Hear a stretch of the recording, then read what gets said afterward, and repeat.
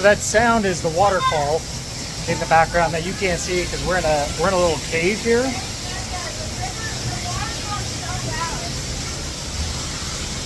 Under the waterfall. This is very, very cool.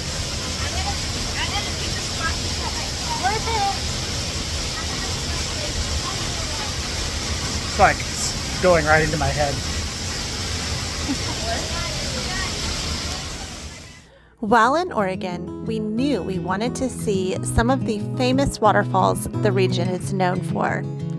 We had heard of the iconic Multnomah Falls, which is a two-tiered waterfall standing at 620 feet high. It is a sight to behold, but there are so many stunning landscapes and other waterfalls to explore while you're there. It was a hot day and the elevation is steep, but we were rewarded with beautiful views and waterfalls that we could swim and touch and walk around nearby. And even Brielle, who's not a huge fan of hiking, did enjoy some of her visit to Horsetail Falls. And we attempted to go to Ponytail Falls, but we found between the heat and the elevation and wanting to see Multnomah Falls that we didn't quite have time or the energy to do everything we wanted to do. Be forewarned that this area is quite crowded in summer, and when we were there, recreation.gov was requiring timestamp tickets just to get in and park in the nearby parking lots. However, there is a lot of parking near the base of the falls, so you should be able to explore. So this is the Horsetail Falls hike. It's a pretty good drop down, pretty good incline on the hike up, especially when you got to do the first half of it twice because somebody forgot their camelback at the falls.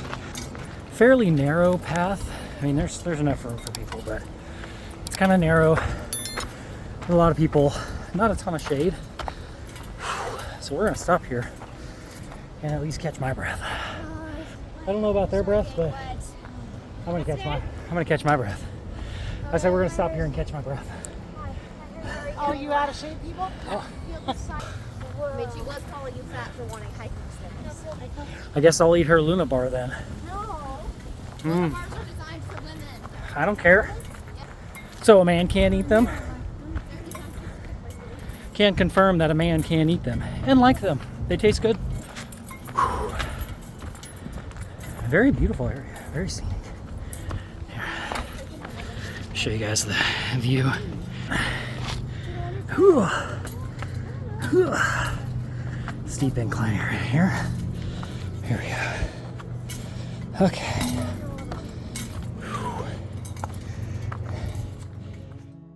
It's definitely a moderate hike. You have to vertically hike quite a bit, and so it's, I mean, you can just see, right? There's Steele, and there's Brielle, and there's Sunny, but we were essentially down below there, so very up and down. If you have bad knees, I probably would think about avoiding it because there's definitely loose rock.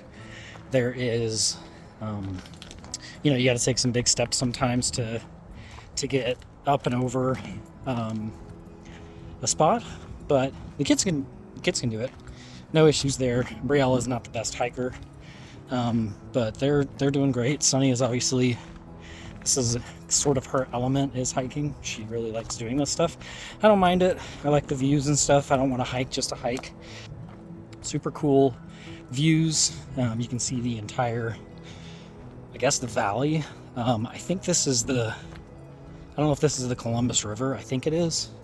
I think this is what runs in from Astoria into the Willamette, the Willamette Valley, and that's what we were looking at. So right there, I think all of that is basically created by the Columbia River. All right, Steele, let's do a little recap. Okay. Which one was your favorite waterfall? Which one was my favorite waterfall? Yeah. Probably the first one that we saw. First one, the one down here? Yeah. Why is that? Probably the one that I didn't have to hike to. That's the one you didn't have to hike to? Yeah, and I also was able to put my feet in there. You still got your camelback, right? Yeah. Whew, good thing. That thing about it. Yeah, but we got to hike right back down, didn't we? We got up to just about up here. We got right over here, roughly. And it was from all the way down there. So, yeah, we got to go all the way back down. It was 1.2 miles, and It- it literally felt like it was like 3 minutes. It was definitely. So the whole hike is supposed to be about 1.2 miles to the location that we went. I just hit the 3-mile mark. Probably, I don't know, let's see where I'm at. Right now I'm at 3.14. So by the time we get down to the bottom, it's probably going to be about 3.5 miles that I hiked. Now, part of that was kind of, you know, we got a little bit extra space or a little bit extra walking around some of the waterfalls as we were looking at them, because there was space underneath. There was a cave on one that was really cool. And then we had a little lookout that we went over as well and spent a little time there. So I gained a little bit of distance on that, but not much. But yeah, not an easy hike. Just be prepared if you do this hike, but worth it. The views were awesome. So yeah, highly recommend.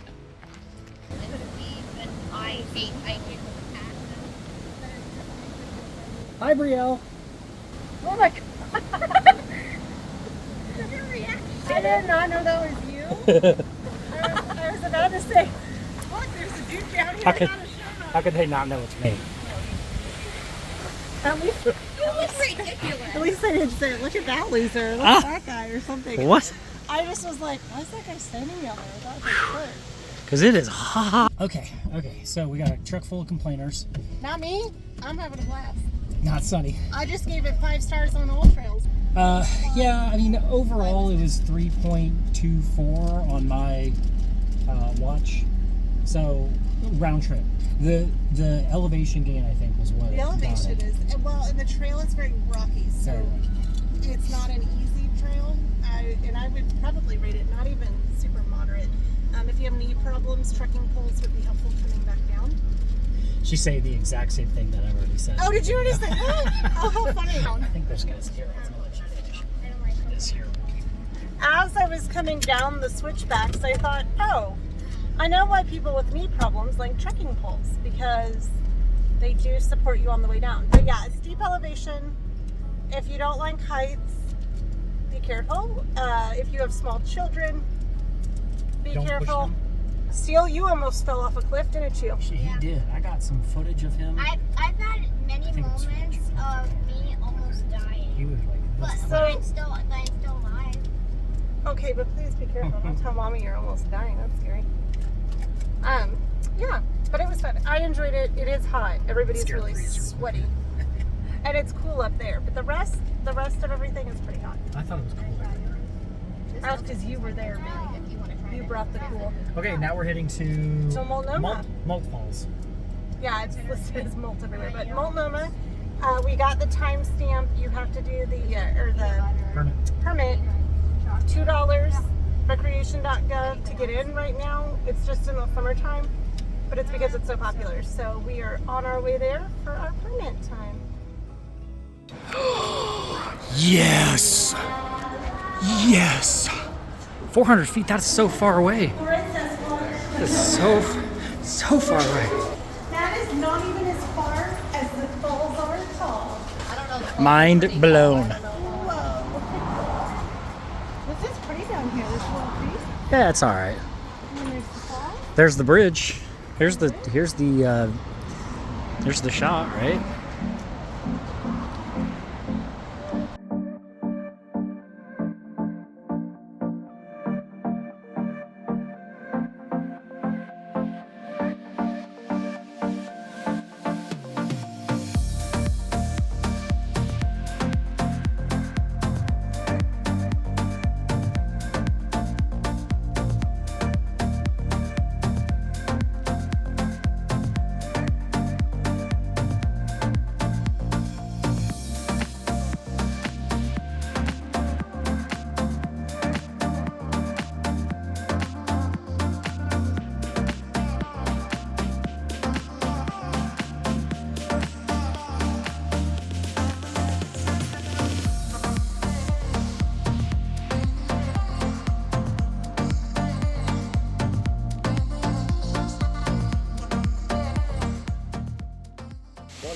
I don't know if you can see in the video, but there's so much mist coming down.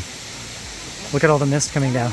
But you can also see it coming off where it hits the rock there. Yeah, but it's like you can see all the little particles in the air. I think that's cool. That is cool. Brielle said it wasn't worth coming up here, but I think it is. All right. Well, this one is paved. It is very switchbacky. Yeah, there's 11 switchbacks. Is that that's to the very, very end, right? Man, it's beautiful. I don't know if this part's worth it. The waterfall was super cool. This part's kind of tough though. And it's hot. Very hot. Bring lots of water. So I think the thing that we determined was that you can only do one of these trails a day. Trying to do 2 of them is not advised. I'm talking to the video. Oh, I thought you said hey babe. So I had this guy back here screaming on his video, interrupting my video, and then I had this guy coming over and talking to me while I'm trying. Those are the flowers you gave me. Okay, so it's just me and the camera talking. And the waterfall. The waterfall can be in it too. So I think what we've determined is that it's not advised to do both trails. So there's kind of, yeah, well, yes. So you have all day, like literally all day to do it. So if you start at 9 a.m., do one trail, go off, have lunch, you know, kind of tool around for a little bit and then come back later in the evening, you might have your energy back, but I bet you my dad and I could have done it. We did Manitou together. I mean, I think you and I could have done it. Yes, you and I could have done it. It was harder than Manitou, I think. The Manitou. Yeah. But That guy is so loud. Jeez. Like everybody else is trying to do a video too, and he's in there screaming in the background. Jeez. Anyway, so yeah, I would advise you to pick one for one day and pick the other for another day, because getting all the way up there is very difficult after a 3.5 mile. It was like a 3.5 mile hike, and it wasn't an easy hike. no, that last one. So anyways, yeah. Multnomah Falls, really, really cool. This, I mean, just going to the bridge itself is pretty awesome. And that is easy. Yeah, that's an easy walk up. It's steep, but it's very short, steep short. hike. So unless, you just can't do the steep at all, you're fine getting to it. Yeah. And then, great views, obviously.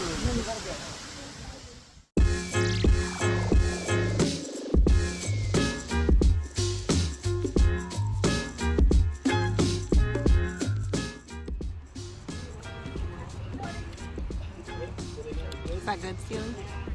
Do you love it? No. Oh. So here's the question: is Shortcake Cake? No. Cake. But you put random crap in there. You put icing on a cake. Does that make it not a cake?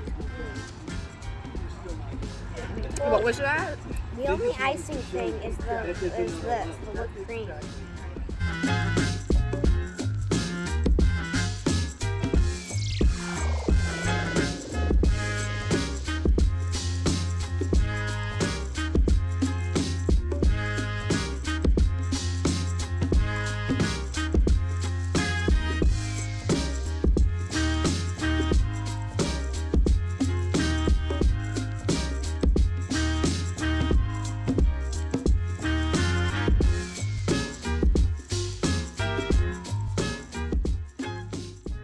You what?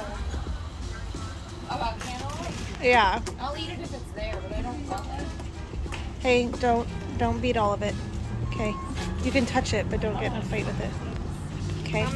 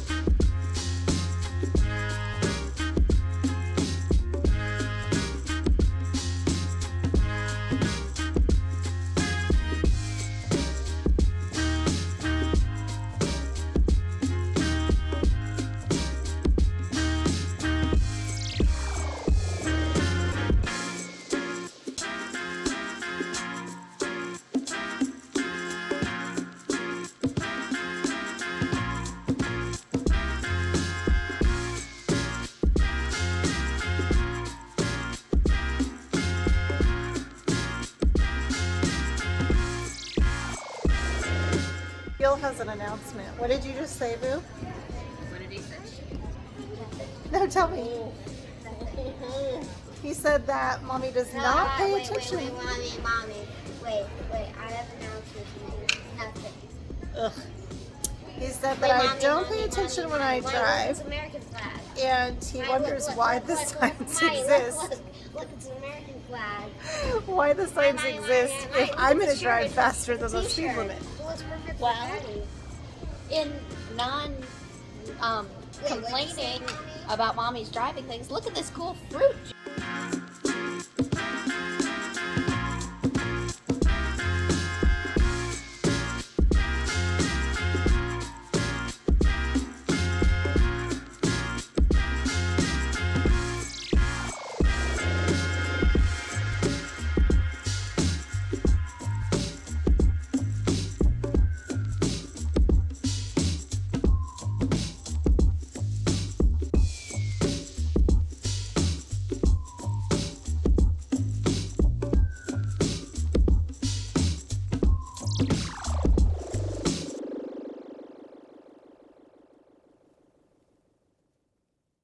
While we could have eaten strawberry shortcake every day at the Easy Orchard's shortcake stand, we also wanted to get out a little bit more while we were in Salem and discover what the capital of Oregon has to offer. So we decided to go to the Riverfront City Park. It's right on the river, the Willamette River, and right in the middle of Salem, Oregon. This time, our pup Reggie got to come along as well. There are so many recreational opportunities in this park, and a splash pad, a carousel, and even the Eco Earth globe, that giant globe that you see there behind the kids as they run along the bridge. Riverfront Park is also a hub for community events and festivals and other celebrations. There's an amphitheater and playgrounds, plus beautiful views of the river. When we weren't near the river, we passed the hot summer days the way kids love to at our campground pool.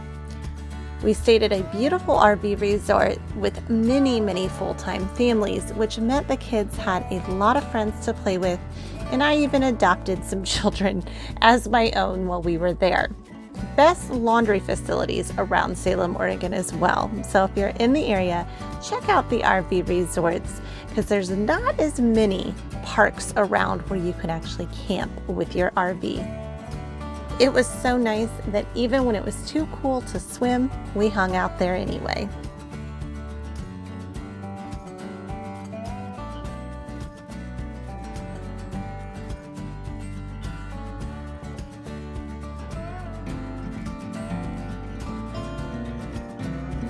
Yeah, they have a cafe. So where are we, Brielle? Like, what's the name of this place? The Willamette Heritage Good. Building is a parsonage. So this is a parsonage. These buildings were some of the original buildings built in Oregon by the missionaries that came even pre-Oregon Trail. And then this was the wool mill. We're going to learn the history of what? The Oregon Trail, the missionaries, the indigenous population that was here prior to white settlers coming. No, we haven't done the Oregon Trail. This is the second oldest frame house in the Pacific Northwest, and I think the oldest is one of those over there. And this was the parsonage, right? Where the pastor lived, and then there were dorms above for single missionaries. We learned in the video that the missionaries came on a ship, so they were able to bring more than those coming by covered They wagon. had to bring beds. Yes. The luxury. This was constructed in 1841, so almost 200 years old.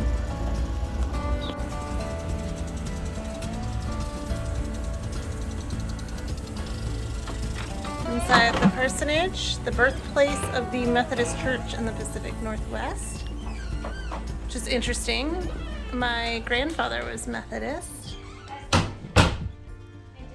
Ooh. Hold on. Are you doing school?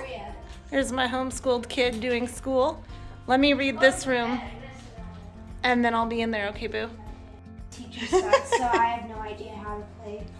I barely know how to play baseball. So, Steely loves anything he's allowed to touch in a museum.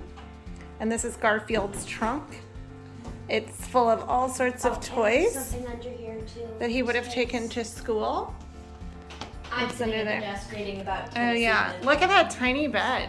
Can you imagine sleeping in a bed that There's a size? cage right there, but I don't think you That's can like touch smaller it. than a modern toddler bed. You The water for wait, her. so it's like one of those like machines so where like the water goes in that bucket and then it spins around like that. Like a water wheel, yes. Yeah. And they would Wait, use it. This would be for electricity? Yeah, it was Like the not even the 1840s. light bulb? No light bulbs back then. The first car was made in 1880 or 90 something. Or I mean, no wait, 19 something. I gotta tell you about this stuff. They used to dump the dye into the mill race, and now that would be illegal. Kids would swim in the mill race, and it said that one of the kids acted as a spotter, and when the dye was released, they would yell to the others, telling them that the dye was coming, so the kids would get out of the water, because they didn't want their skin to turn a bunch of Because they would turn whatever color the yeah, dye they would was. turn whatever color the dye Oh, how was. funny. Yeah.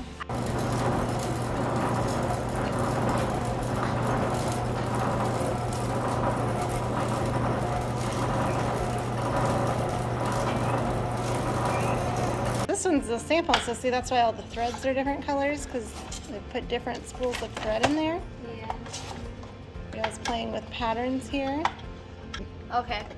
So back here, that was pressing up only one petal, like 3, where it just pulls up these fabric, or not fabrics, threads. But here, where there's more white, it's picking up 2 petals, like 1 and 3, that was the last one I did. So we're gonna switch to 2 and 4. Okay. And we're gonna. What happens if you do all of them? I don't think you could do all of them. Because then it wouldn't have anything to weave through. You probably have a maximum number that you can do it, otherwise it's not weaving. Yeah. But you could just renumber.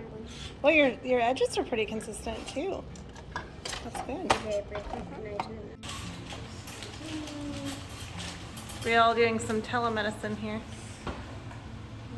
Okay, so here's a big bin where you can touch all the things. Riel is finding a step 1.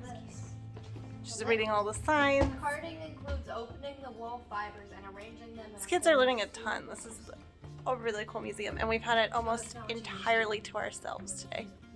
Okay, step 1 is boiling the hair. Carding is step 2. Dressing is step 3. We can't find Oh, a no, card that's that step tells us which 4. one is step 1. So Spinning is step 3. Carding is step 4. Actually, weaving it is step 5. And then, what's it called? Poaching is step 6. So the woman upstairs told us that because wool shrinks, the product is not finished until they wash it, the wet finish, and then it's its final product because it can change size and stuff. But yeah, this museum, there's way too much to see here in one day. It's really cool. As a homeschool mom and a history buff who always wanted to be a pioneer on the Oregon Trail in childhood, I could not pass up an opportunity to visit the Willamette Heritage Center.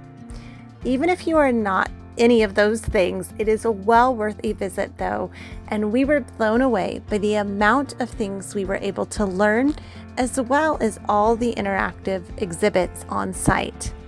The Willamette Heritage Center is located in Salem, Oregon, and it's a cultural and historical attraction that showcases the rich heritage and the history of the Willamette Valley and the state of Oregon. The center is situated on the former grounds of the Thomas K. Woolen Mill, which played a significant role in the region's industrial and economic development, as it was the primary employer in town. All of the other buildings have been moved to the site, and they are original buildings from Oregon's rich history. We learned about indigenous populations, missionaries to the area, the pioneers on the Oregon Trail, as well as the mill and all the processes involved with weaving cloth. In fact, not only do you get to see the historic buildings, there are also artifacts and artisan demonstrations where, if you're lucky enough, like we were, you can meet some of the local weavers that are part of a guild, and they will actually teach you how to weave on a loom, which the kids were very excited for all of the hands-on opportunities. It was a beautiful setting with water that they could see, many exhibits to interact with, and we learned so much. So definitely check out the Willamette Heritage Center if you happen to be in the area. It is well worth a stop. And join us next week as we continue our journey through the Pacific Northwest.